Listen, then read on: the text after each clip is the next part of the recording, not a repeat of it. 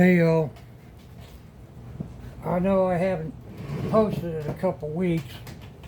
Been dealing with some medical stuff. It's nothing real serious or anything, but for now I'm done with that for a little while.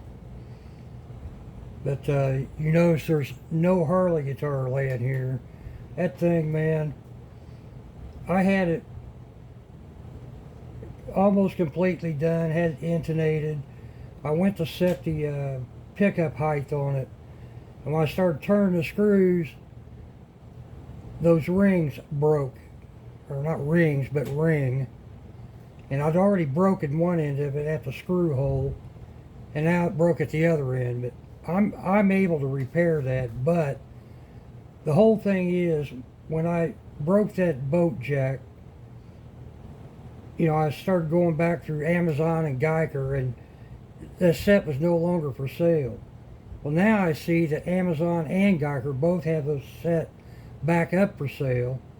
So I've been in contact with Geiger, Amazon. They keep pushing me off to each other.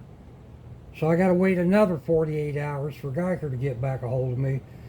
But I'm pissed now. I want that boat jack replaced and a pickup ring replaced. They've got the parts. I want them to replace them. I doubt if they will. I bought those parts back in January. And Amazon has a 30-day return deal. But I'm fighting with them. We'll see what happens. But in the meantime, I'll be working on this black guitar here. But I want to show Ted a few things. I noticed Ted was trying to scrape down on some frets, between the frets, get some gunk off. Ted, these little cabinet scrapers here, if I can get it open, are not real expensive. But there's several different styles, sizes, whatever. I find these come in real handy for stuff like that. These actually come with a burnishing tool too, so you can put an edge on them. If you're interested, just go to Amazon and type in small cabinet scrapers. I think these were like $17 for that whole set, but you can buy them cheaper than that. And also, Ted, I was telling you about the brass rods I use to pull out those bridge inserts like on a Les Paul guitar. That's these rods here. I got these rods originally for a project I was doing. I built my wife a jewelry armoire. But I found I can cut these rods down. You can just cut them with a hacksaw to different lengths or whatever. You can drop these little rods down in those holes and crank them out. But I think since I've seen you used a screw and got them out. One other thing, Ted, I saw when you were trying to enlarge your passageways for your wire, and you said you didn't think you'd be able to get your drill on there. This little thing here has been in the bottom of my tool bag when I was an electrician, I know, for 40 years. And it just hooks into your drill, and you can put a drill bit in here or a Phillips head, whatever. And this just bends around. You put it on the end of your drill, gets into hard places. And I was kind of curious. I wasn't even sure what they called these things. So I went to Amazon, typed in flexible drill bit extension. And believe it or not, these popped right up, and even Geiger makes these. They're fairly cheap. You can get 2 of these different lengths for about $10. But they do come in handy. Also, well, I forgot to get a screw, but also, you got wire strippers.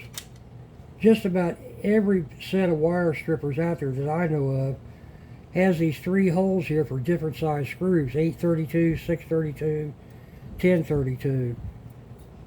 And most of those bridge screws, saddle screws, whatever, are 632s.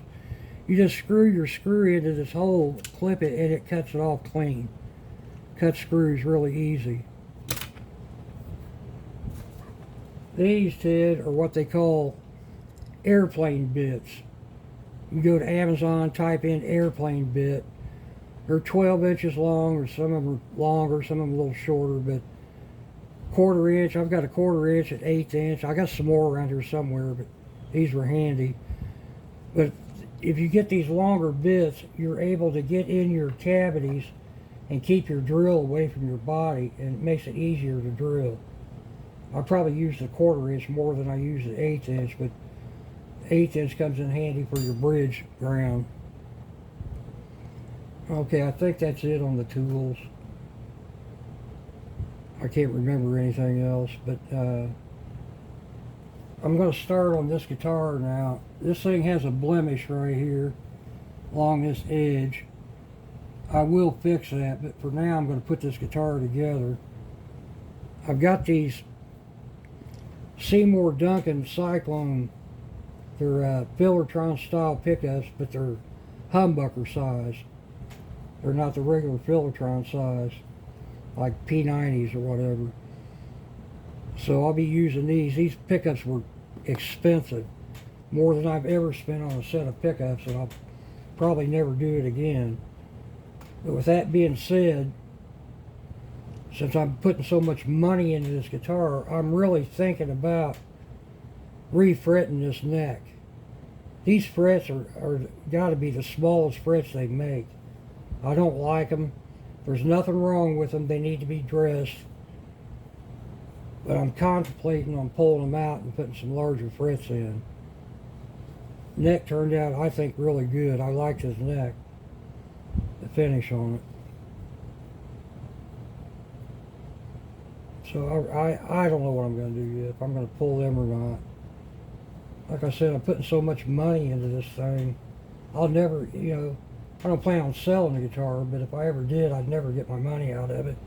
Nobody's going to buy a Sparky made guitar with $300 pickups in it and expect to get $500 out of it or something. No one's going to pay that. Got all the electronics. Another thing, I was going to add a volume control, but the way this is routed, I can't, and I don't want to mess with the routing. So what I came up with, I've never done this, but I thought about it. I'm using push-pulls on the tone knobs, on the tone potentiometers. Never done that. I always use, oh, there goes the freezer. I thought we were going to make it through a video without the freezer kicking on, but I always use the volume potentiometer for the push-pull. This time, I'm going to use the tone potentiometers and coil split both pickups. As much money as I spent on those pickups, I think it would be a crime not to split them. Split both of them. So that's what I'll be doing on that. I got the switches over here for it. Don't know. These are just potentiometers. Which switch I'm going to use. I got two different kinds of switches here. They're both made in China. But you can see it's kind of like box switch.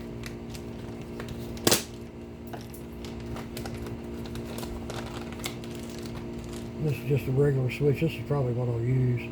This is a Music Lily switch. That's probably what I'll put in it. You got the 500K volume pot. You put one of those in there. Probably a orange jelly bean capacitor. Alright, maybe that's it on this. Sorry I haven't posted in a while, but just had other things going on. I had a colonoscopy done, man, and they found 8 polyps, and they were able to cut 7 of them out. The 8th one was too large for them to cut out with the setup they had. And when I say too large, it's only 1 inch in diameter. But I'll have to go back for that sometime. But right now, I'm just waiting on the biopsy reports to see if those polyps were cancerous or not. And I don't believe they are. The doctor says he doesn't think they are, but he couldn't guarantee that without the biopsy.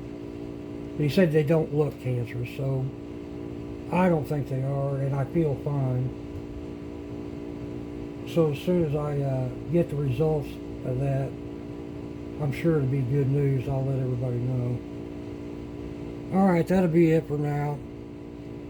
Okay, and I apologize before about that freezer pan. I don't ever watch my own videos. I went back and watched a few of them, and as far back as I can go, since I've been out here, that freezer is annoying.